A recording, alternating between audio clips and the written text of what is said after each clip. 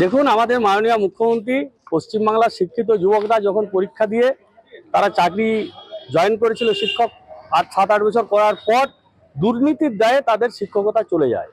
আর এই শিক্ষকতা চলে যাওয়ার পর মুখ্যমন্ত্রী সেই সব চলে যাওয়া শিক্ষকদের বার্তা দিলেন যে পশ্চিমবাংলায় আপনারা চপ শিল্প করুন। তো সেই শিক্ষিত যুবক ছেলেরা যখন পড়াশোনা শেষ করার পর স্বপ্ন দেখে যে পশ্চিমবাংলায় আমরা শিক্ষকতা করব, আর এই সরকার দুর্নীতির সরকার, টাকার বিনিময়ে শিক্ষকদের চাকরি দিয়েছে। কিন্তু সবাই তো আর দুর্নীতি করে চাকরি পায়নি। অনেক মেধাসম্পন্ন শিক্ষক, তাদেরও চাকরি চলে গেছে। মুখ্যমন্ত্রী, একজন রাজ্যের মুখ্যমন্ত্রী, এই দুর্নীতি তদন্ত করে যারা দুর্নীতি করেছে তাদের শাস্তি দেওয়ার পরিবর্তে উনি কি বলছেন যে না, আপনারা চপ শিল্প করুন। পশ্চিমবাংলায় বেকারদেরকে উনি বার্তা দিয়েছেন।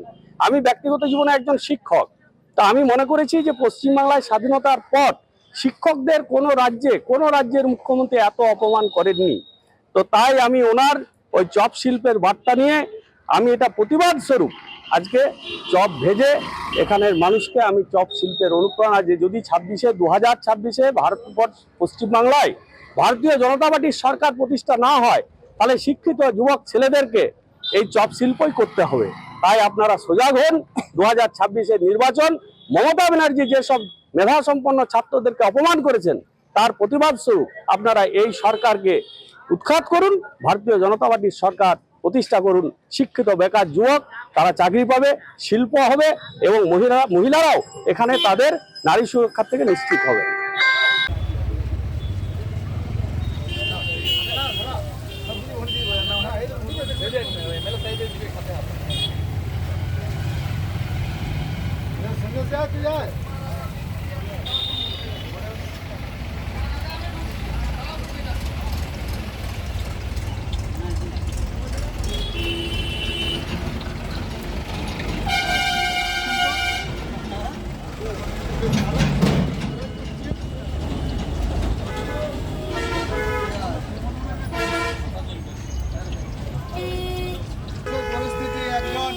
প্রার্থী হয়ে ওনাকে চপ ছাড়তে হচ্ছে।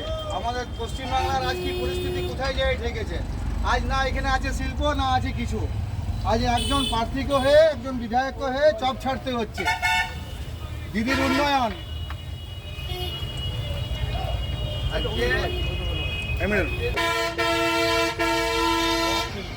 চপ শিল্প দিদি আমাদেরকে এখানে পশ্চিমবাংলার শিক্ষিত বেকার যুবককে বার্তা দিয়েছেন রাজ্যের মুখ্যমন্ত্রী যে আপনারা এখানে চপের দোকান করুন, চপ মুড়ি। পশ্চিমবাংলার মানুষ শিল্প ভুলে গেছে। সেই শিল্প ভুলে যাওয়ার পর আজকে 26,000 শিক্ষক, সেই শিক্ষকের চাকরি তাদের নিশ্চয়তা নেই, চাকরি চলে গেছে দুর্নীতির জন্য। তা আমিও ব্যক্তিগত জীবনে একজন শিক্ষক। যখন আমরা মাধ্যমিক পাশ করি তখন আমরা স্বপ্ন দেখতাম যে বিভিন্ন বিষয়ে অনার্স নিয়ে পড়াশোনা করার পর পশ্চিমবাংলায় আমরা শিক্ষকতা করব। কিন্তু এই মমতা ব্যানার্জি সরকারের আমলে আমরা দেখতে পেলাম যে স্বাধীনতার পর শিক্ষকদের এত অসম্মানিত কোনো সরকারের আমলেই হতে হয়নি। যখন শিক্ষকদের চাকরি যাচ্ছে তখন মমতা ব্যানার্জি তাদের উদ্দেশ্যে বলছেন যে আপনারা কাজ করুন, আপনারা। তো সেখানে মমতা ব্যানার্জি সবাইকে উৎসাহিত করছেন যে আপনারা চপের দোকান করুন। তা আমি একজন শিক্ষক হয়ে ওই যে 26,000 শিক্ষকের চাকরি চলে গেছে তাদেরকে যে একজন মুখ্যমন্ত্রীর এই বার্তা যে আপনারা চপ শিল্প করুন, তার প্রতিবাদ স্বরূপ আমি শিক্ষক হয়ে চপমুড়ি